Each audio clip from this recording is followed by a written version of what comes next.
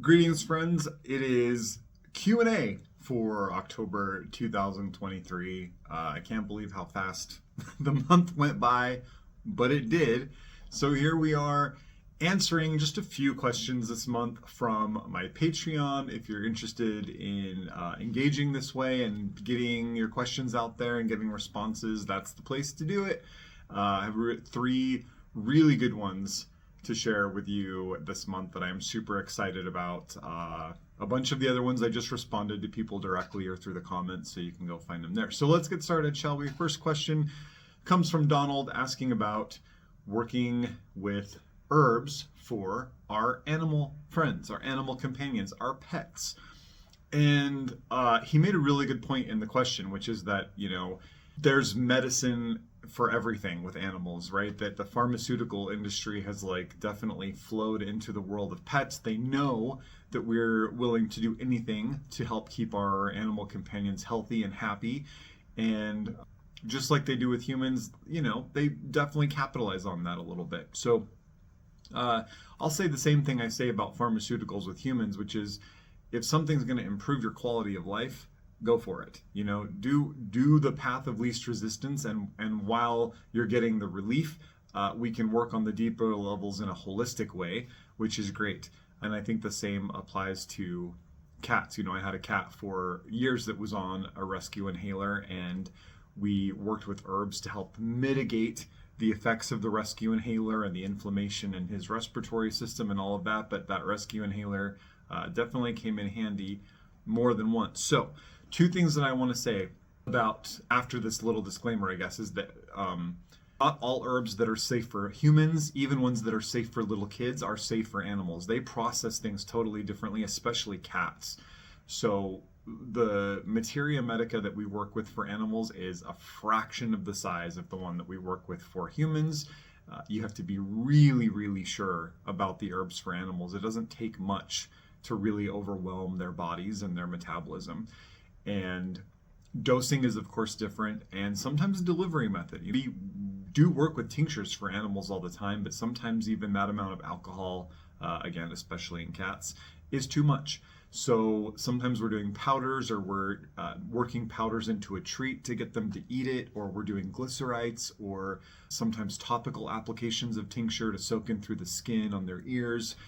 There's all kinds of fun tricks that we can work with. But two things.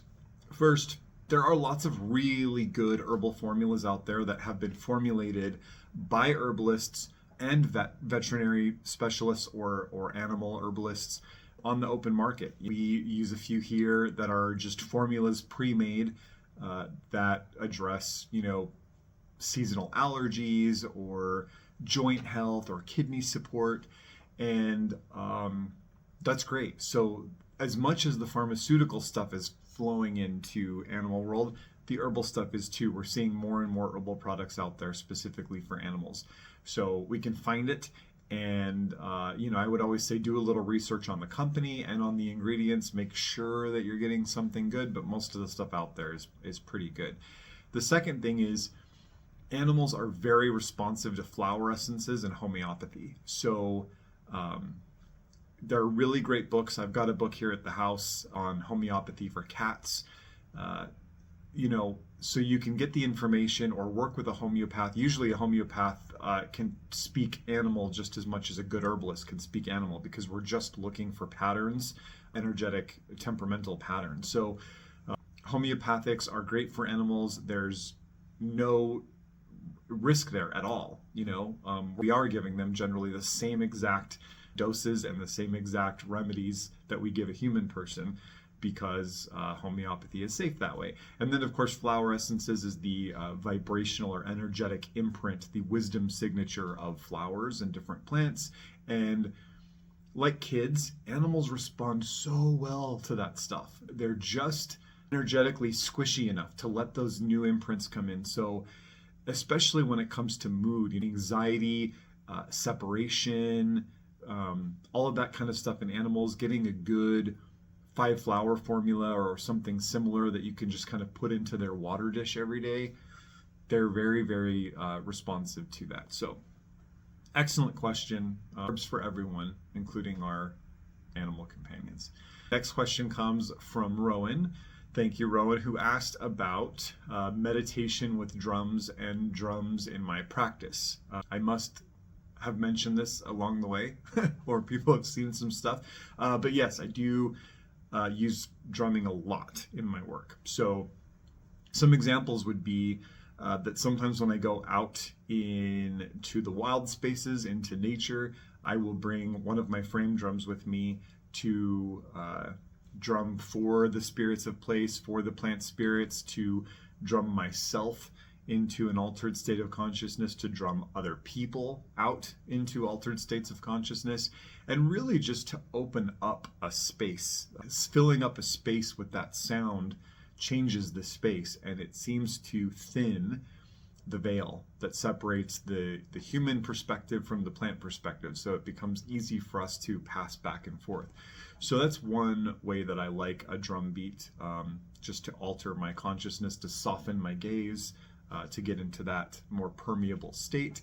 On a daily basis, I use my main working frame drum every single day in my devotions to my patron deity. So he very much responds to the drum beat, and some of the charms that I recite and the epithets and the songs that I do in invoking him and in working with him, I'm able to play a drum through all of that, which took a little bit of practice, but now it's in my muscle memory, so I can keep a good drum beat and do the things vocally that I do. So for me, when I work with drum or some bells, it feels as though they reach out further into the world than my voice does, especially if my voice is quiet or it's something I'm saying internally rather than aloud. That if I'm beating on a drum, I feel those waves reach out in every direction, all the directions, and really connect me to whomever I'm trying to connect with.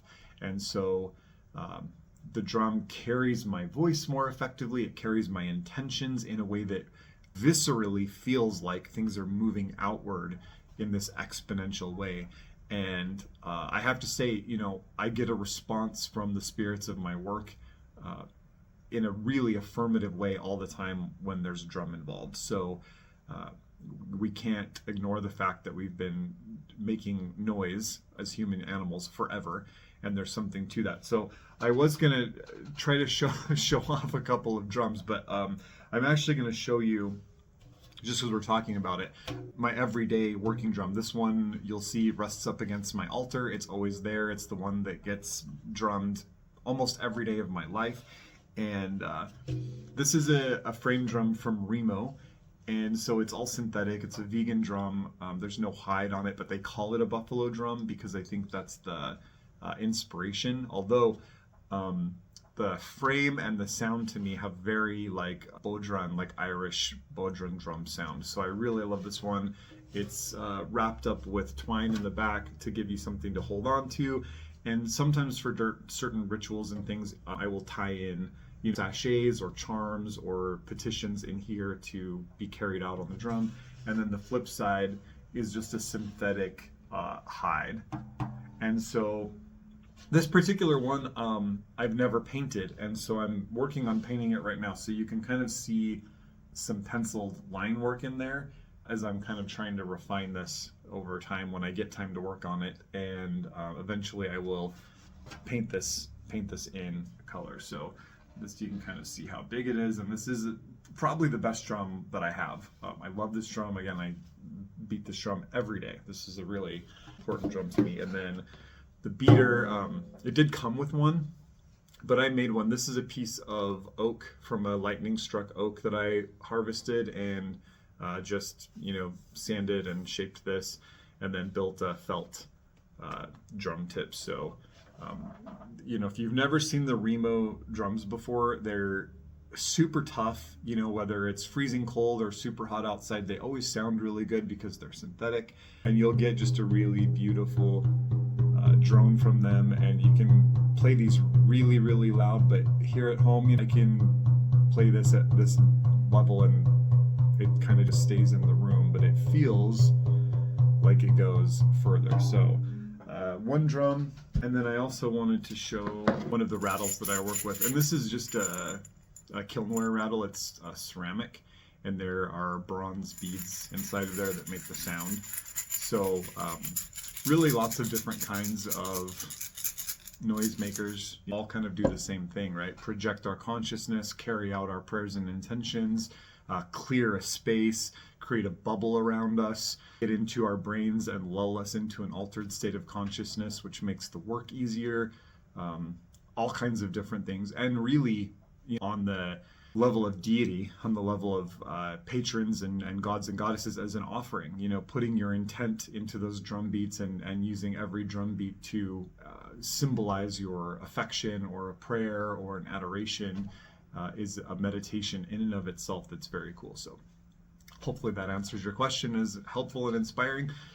Next up, Lanny asked about how I do plant spirit journeys. So especially how I maintain a connection after the journey's over. So I journey the same way that you all journey. I take the journeys with you. I'm doing them with you.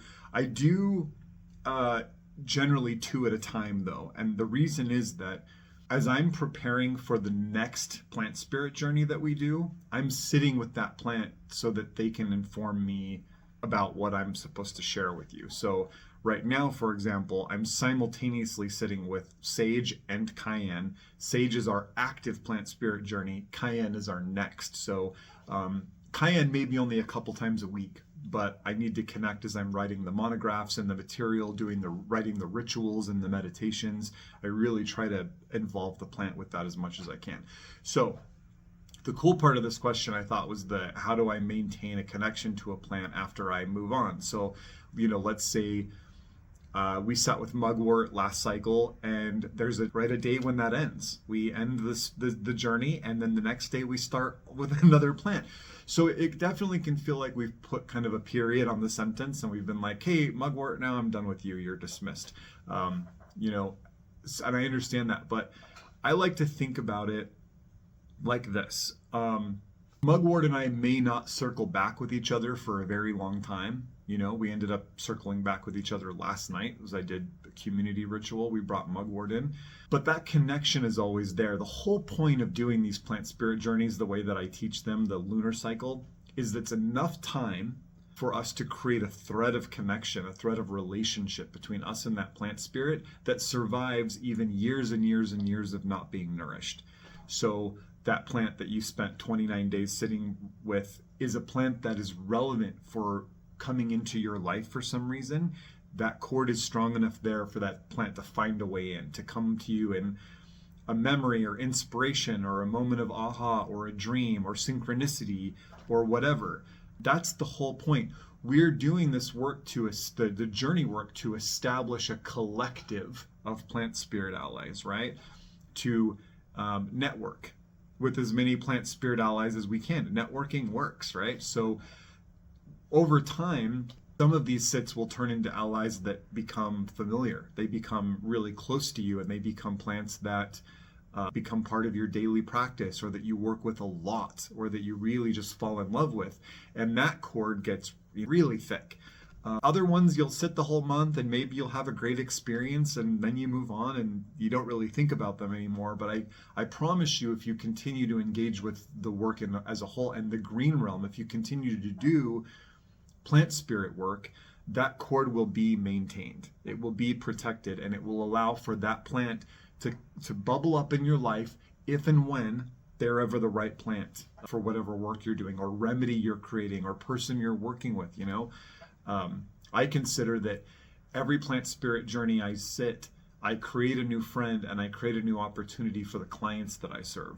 I create a new spirit connection that I can call on when I'm working with clients, right? So it may not even be for me. So if the journey doesn't feel that deep, that profound, I say that's okay. It's still a beautiful experience. I still know more about that plant than I would have otherwise. I know that plant in a deeper way than most people do. And maybe the way that that's going to come to fruition won't be about me. Maybe it'll be for somebody else. So that's cool. So we're establishing, think about it that way. It takes the anxiety out of it, right? I think is that We don't have to be in a familiar relationship with all 13 plants we sit with every year, but you're just establishing a network. You're establishing a connection. It's like going to a networking event and meeting somebody who's an expert at this thing. You might not think of them for years, but then somebody comes to you and says, man, I wish I knew somebody who did this. And you're like, oh, I actually do know somebody who does that, right? It's networking. So building your personal collective of plant allies. If you want, this is why I tell people to journal about this stuff, because you're also writing about them in this book, in this notebook that kind of always lives in your life, and it always holds a space, and that's powerful too.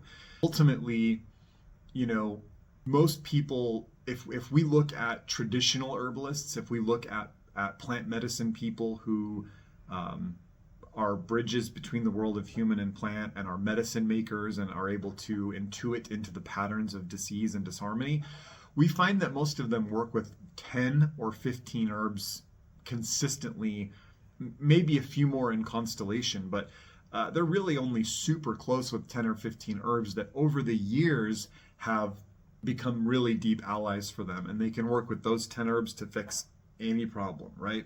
So that can also be like a deeper goal of these sits, is to try to explore and find those plants that are best suited to be our working partners long term. We have to always allow for change. Even working with land spirits, with deities. I know people that have been in deep relationship with a deity for years, only to have that relationship change. It happens with humans. We can be really close to somebody for a long time and we grow apart. That's just the nature of it. So change is normal, and we should allow for it in these relationships. A plant can be really relevant and really close to you for a while, and then not be. And to not allow for that change will bring you into a state of stagnation. You'll become very brittle. You'll be stuck where you were, instead of allowing for that plant to finish up their work with you and send you on to the next plant who will help you take the next 10 steps, right? And I think the big takeaway here to wrap this up is trust the connection that's been made. Put enough into your plant spirit journeys, into those 29-day sits. Put enough into those that you're confident that you've nourished that connection as best as you can, and that then you can go on to the next herb the next month and trust that that connection is there, and that plant can pluck on that string of connection when they need to, and that all those relationships, all that networking, right? Stepping into the net, the universe is a net of infinite relationships. All those strings that we add every single month, those connections to different plant spirits, all of them get nourished when we do work with any plant, right? When you are engaged with the green realm, with plant spirit work in whatever form it takes, your relationships to the plant spirits all are nourished.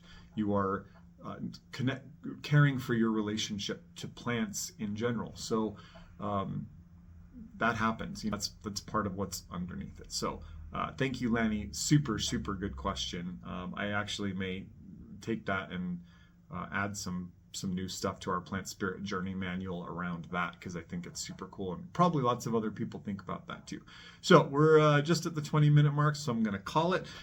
3 really great questions this month. Thank you very much, everybody. Again, if you come check me out on Patreon, we're doing all kinds of stuff, advanced classes, courses, behind the scenes into my work, all kinds of our plant spirit journeys start day after the new moon every single month, different plant. We're starting Cayenne real soon in November, so if you want to do one of these sets with us, come do that.